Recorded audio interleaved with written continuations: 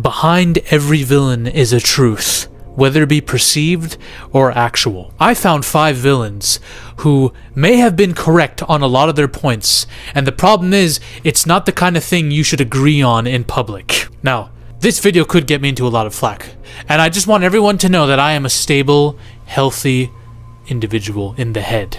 I know it doesn't look like it, but I am, I promise. I'm not a school shooter, I don't belong on a terrorist watch list, although that could be the case after this fucking video. Who knows, but I'm just exploring some potential ideas with some really well-written characters. Sue me. That's all that's happening here, YouTube. No need to strike my channel from the record due to this. I'm just exploring some ideas on a hypothetical level. There are a lot of villains who make good points, y'all. Simply stated. Roy Batty. This guy just wanted to live. He wanted his fellow replicants to live longer. That's all he was trying to do. Yeah, did he do bad things to get there? Sure. And that's the difference between good people and bad people in these stories. Alright? Villains tend to take it too far. But the points they make are pretty valid. We got villains like Killmonger. He just wants to stop his people from being oppressed. So you know what he's going to do? He's going to take vibranium and declare war on the entire world. To be honest, his plan's a bit silly. Plan's a bit silly. It's a bit silly, Killmonger, alright? You're not a very high IQ tactician in my opinion, but okay, fine. Thanos. A universal version of this, basically. He's like, I'm gonna wipe out half the universe so that the universe and life can flourish. This plan also doesn't make sense because population growth is gonna happen regardless of what you do. And you have not created the system for things to get better by just wiping out half the universe. In fact, you could argue that you've made things worse in some cases. But all good, fine. Magneto, again, a survivor of the Nazis. And now he's trying to go at humankind for being racist towards mutants, alright? He's just leading the cause. He's the Malcolm X of mutants times 10. With terrorism, but a great villain. General Zod, he's just trying to stop his race from being extinct. Is he going to wipe out humanity to do it? Sure. Ideally not, but you know what? You got to do what you got to do. He is for his people. Carrie, she just nukes an entire school for bullying her. You know what? You go, girl. Do it. I don't give a fuck what anyone says after what Carrie went through in this film. I did not go to sleep restless over this, alright? I was happy when she did what she did, alright? That's all I'm gonna say about that. Fucking Apocalypse and Ultron took one look at social media. They just went on Twitter for a little bit and they're like, yeah. We need to nuke this place. Earth needs to get hit by a meteor. Can you blame them? Have you seen Twitter lately? You seen TikTok? Cesspools. Griffith was right. That's what all of his fans say. This guy who just wants to get to his kingdom and he'll do whatever he can to get there. Griffith did nothing wrong is what they say. I don't agree with that at all, personally, but okay, fine. You got the dude from Whiplash who will bully his students to success. Now, is he right about what it takes to get to the absolute elite of elite? Maybe. Just maybe. American Psycho, he is the Sigma male that all young boys look up to for some reason. I think humanity's retarded for even propping this dude up. I think everyone just missed the point of this film, but okay, all good. But I want to explore villains that are actually hard to relate to. I don't want to explore people like Killmonger or Thanos who, okay, they're trying to save people, you know, they're trying to do this and that. They're trying to save humanity, you know? I want to touch on villains that are a bit more difficult to defend. I just want to see if I can extract good, valid points from their villainy. Again, hypothetical video on hypothetical ideas that I'm exploring. I selected 5 of them. Some of them you may know, and some of them you might agree with and be like, okay, that's an obvious one, Zaffy. But as we go down the list, it's going to get weirder and weirder, right? I'm talking about the kinds of villains whose brutal schemes literally expose humanity for what it is, and thus making them have good points, all right? You could walk away from the movie saying, you know what, man? He was right. He made some good points. First is Ozymandias from Watchmen. Ozymandias from Watchmen is a hard man to relate to because of his genius level IQ. He's the smartest man in the world. And his whole life, all of his relationships with people are based on calculations he makes on the basis of cause and effect. Basically, in the story of Watchmen, the Cold War is at its most heated. The US and the Soviet Union are about to go to nuclear war. Everything's about to end. You got Dr. Manhattan, who acts as like a fucking nuclear deterrent for the US, and that makes all the countries around the world very nervous because, shit, they have a guy like this who can wipe us all out. This escalates tensions even further, and it could lead to a nuclear fallout, which is basically what the main kind of looming threat is in the background of this film. So Ozymandias decides, okay, I'm gonna plan something, and what I'm planning is very terrible. Because it involves a lot of people dying, but it's necessary. So he starts killing any hero that gets wind of this plan. Rorschach is trying to figure out who's killing the heroes of our team. And then he finds a conspiracy leading to Ozymandias. Ozymandias' plan is basically, I'm going to nuke New York City with energy that's very reminiscent of Dr. Manhattan. I'm going to destroy it all. And by doing that, by leveling this entire city and killing everyone in it, I will frame Dr. Manhattan. I will make him the scapegoat that humanity is angry at together collectively. Thus, uniting the US and Soviet Union and stopping nuclear war so they can focus all their attention on Dr. Manhattan, who quite frankly is unbeatable. He can just fly out of Earth and there's nothing they can do about it. But you know what? By having him looming in the background as this invader, the entirety of the world can get past their fucking petty differences. So, this plan ends with millions dead, a couple heroes dead, and Dr. Manhattan getting framed. There's a lot of net negative outcomes from this. But the overall big outcome that Ozymandias was trying to explore is the survival of humanity from a nuclear holocaust. And Dr. Manhattan ends up killing Rorschach because Rorschach threatens to out this entire plan. But Dr. Manhattan himself, this logical, godly being, says Ozymandias is correct. This plan is pretty fucking good.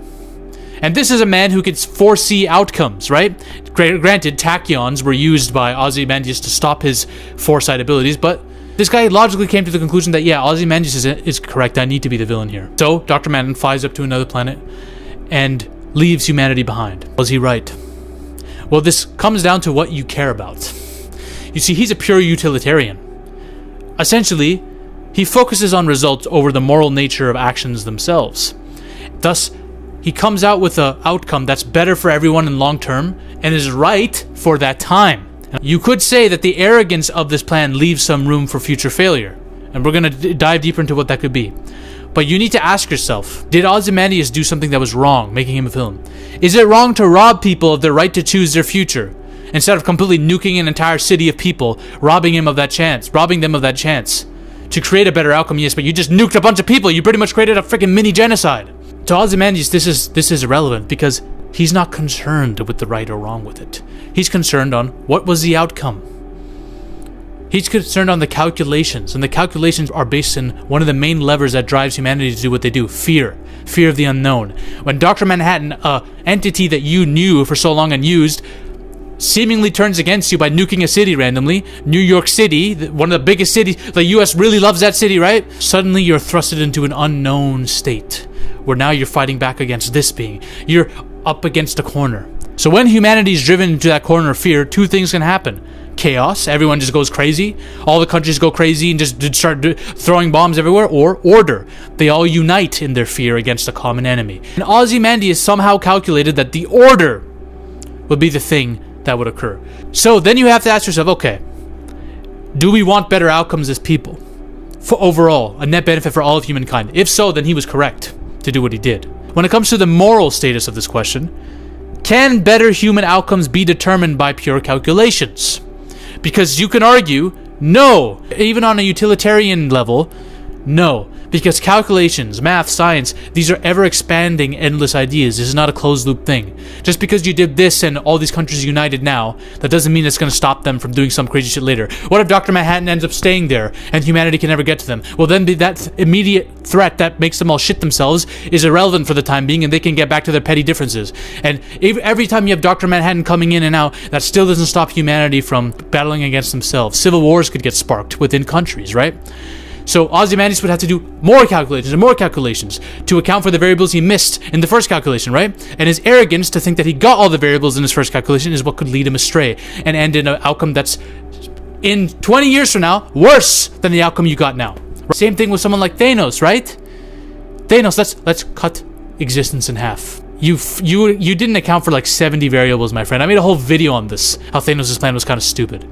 You can watch it if you want. But yes, your arrogance in thinking that would work and you know what's best for the universe, it leaves room for error. Alright, now we're going down the line to the character that really, really influenced me into almost being a sociopath when I was a kid. When the Joker walked into that room and confronted the mob, I'm telling you this right now, guys, I was about to go to school and do some really weird shit with some of the bullies I didn't like.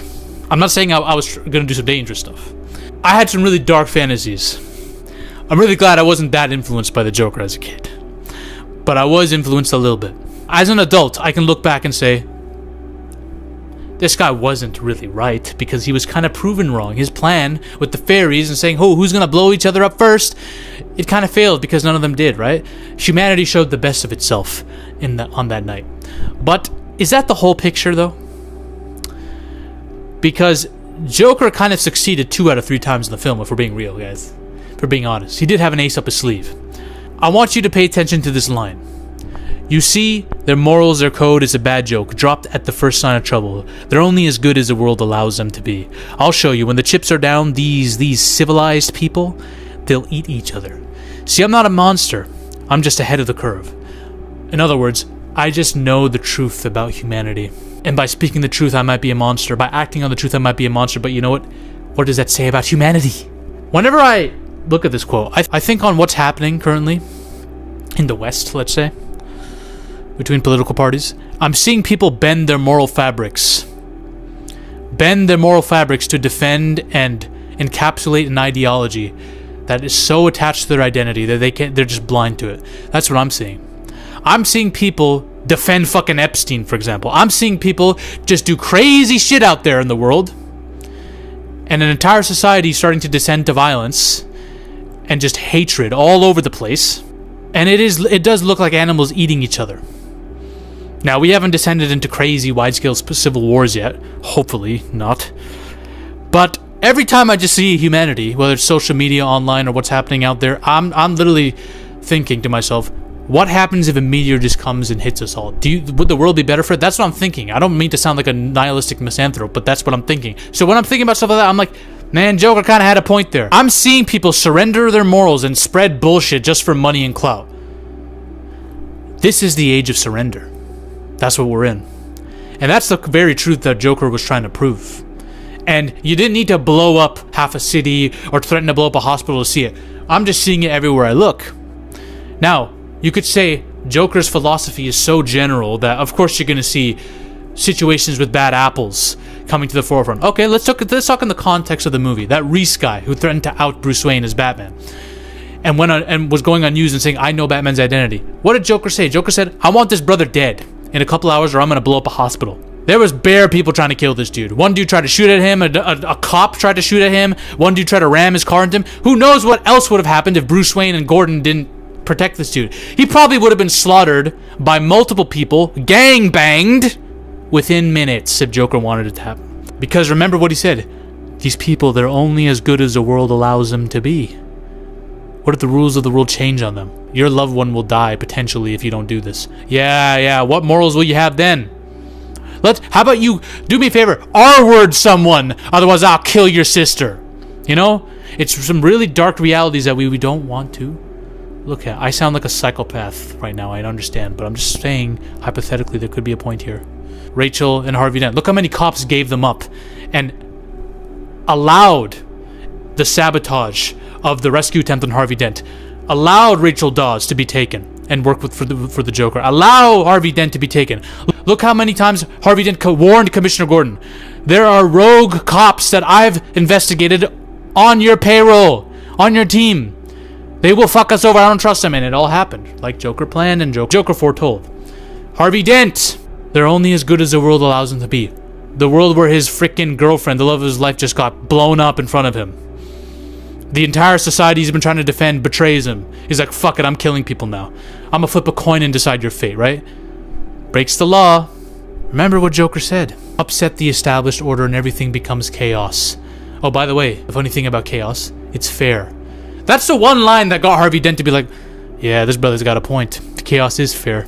Now, despite me defending the Joker's points, I still think that saying the Joker was right on a couple things is still an easy sell. Most people would say, yeah, he's right about a couple things, but the way he was going about it was fucking wrong, bro. You can't have someone like that in society. Okay, fine. Fair enough. Now we're getting to the really scary ones, alright? Hannibal, from the TV show Hannibal. Hannibal has a very interesting justification for the killing, massacring, and cannibalization of people. Remember, this dude's a fucking cannibal. He eats people. Hannibal believes that most people live very uninteresting lives, and he wants to push them to embrace their true selves because that's when they will feel most alive. He was proven correct in the case of Will. See, Will is someone with 100% empathy. That's his greatest strength. He can look into the eyes and the footsteps of a killer, see exactly what they've done, and figure out their emotions, their emotional state and motivation, and figure out how to catch them, because he can empathize with them. He can literally be them. And by being them, that takes a chunk of his soul, because it turns him more and more to someone who wants to kill. Hannibal makes him lean into that, embrace his inner fucking animal and killer, and that makes Will feel more alive than he has in his life before. Now you could say that's just Hannibal playing on his mental vulnerability, because remember, Will, when he gets inside the mind of a killer and empathizes with him, you could say that affects him adversely and changes him, and Hannibal is manipulating that. You could say that. But you can't deny this brother's happiest when he's trying to kill with Hannibal. You can't deny that's something that Will has to come to terms with in this very show.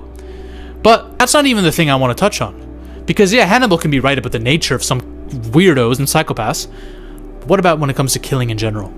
Well, he says, listen, killing must feel good to God too. He does it all the time.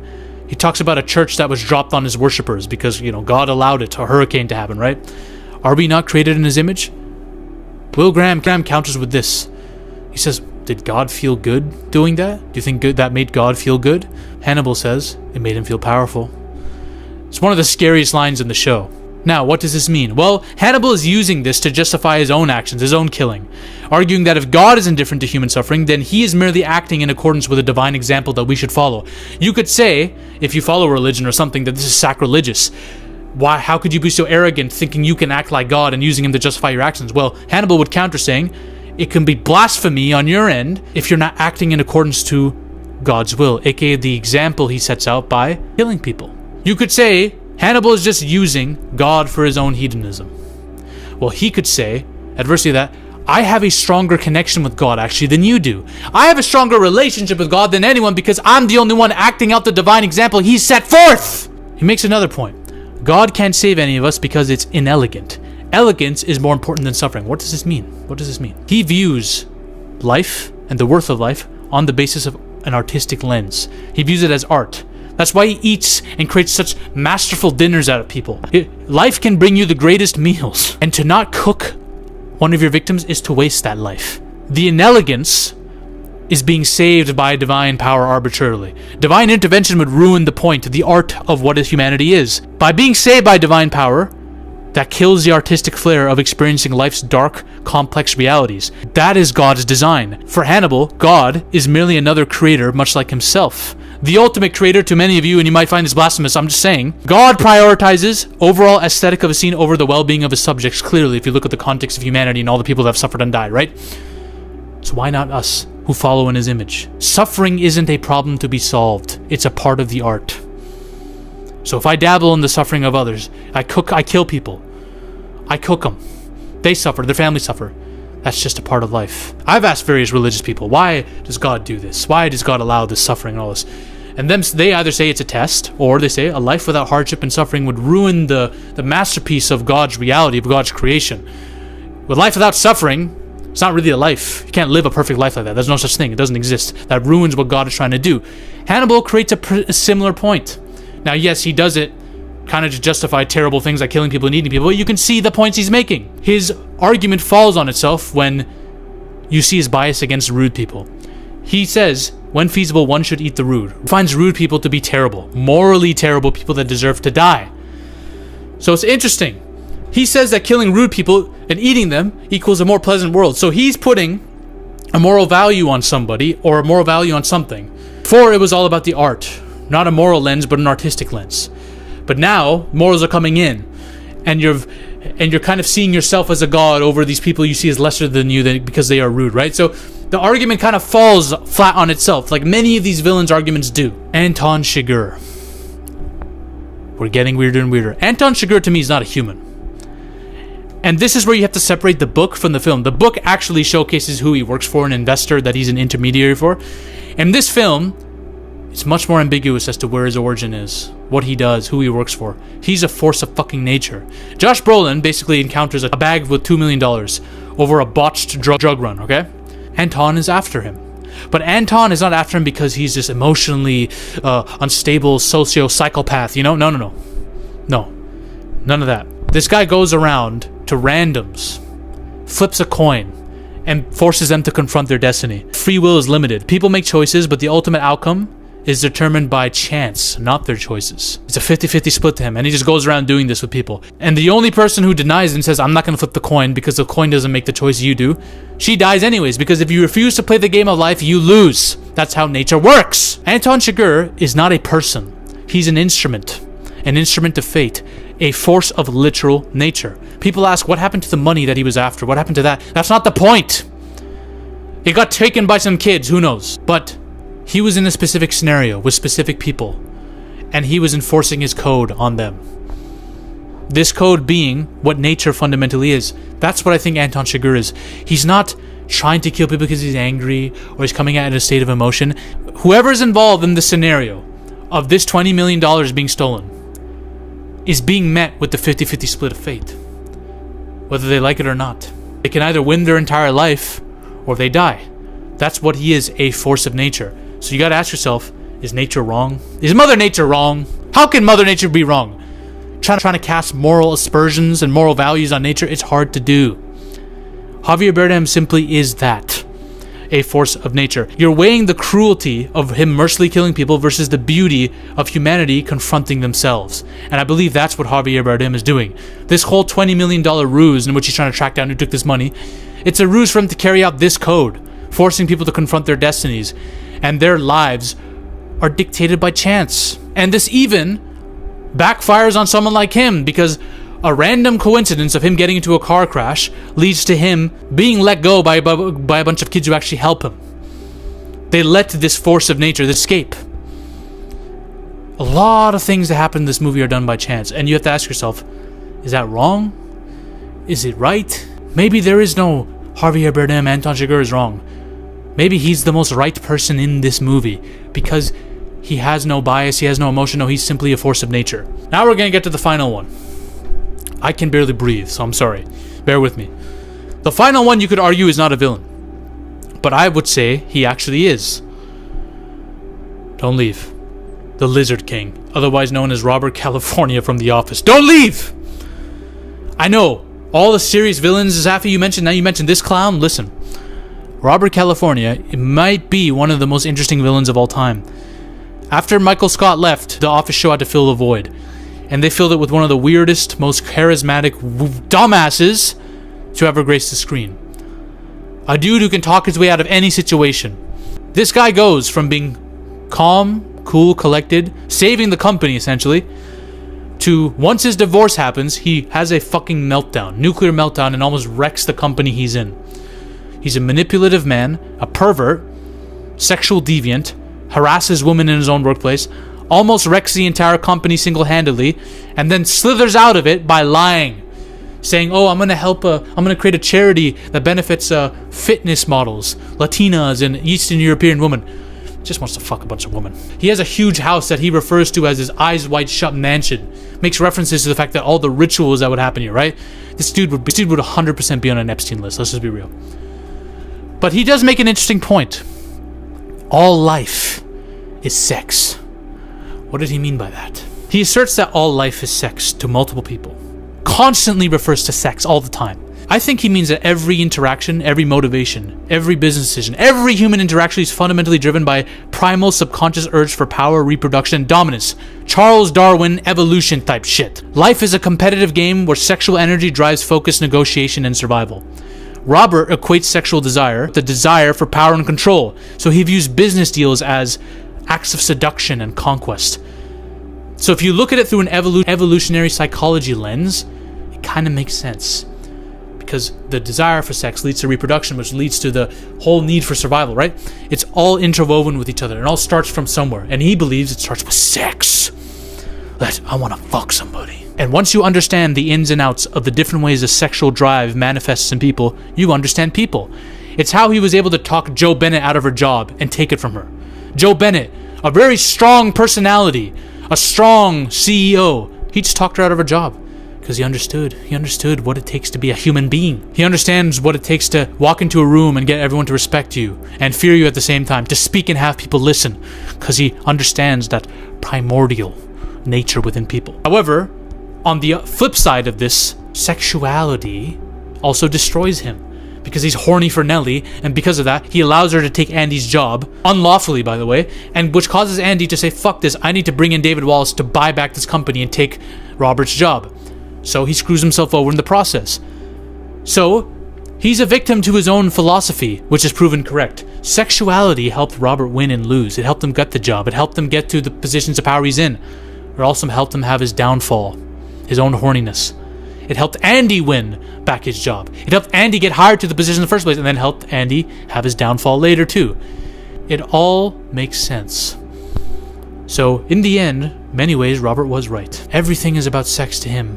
Think about when he was threatened by Andy. I will not be threatened by some soft-penised debutante, right? Everything's about mano a mano, evolution, who would win in a natural selection scenario. It's all about that with him. And if you're going at it from the Darwinian lens, he's correct. Or he's a perverted weirdo. Whatever's your guess. But that's that. The 5 villains who, they had a good point, whether we want to say it out loud or not. Bye. Ladies and gentlemen, we are on a mission to take over Hollywood. But the army must keep growing. If you want to suggest video topics to me, or talk about your favorite movies or favorite film theories in a community with like-minded individuals, join the Zafy Discord now. Link is in the description and the comment section as well. Join us. This movement is just beginning. We're taking over Hollywood, one coke line at a time.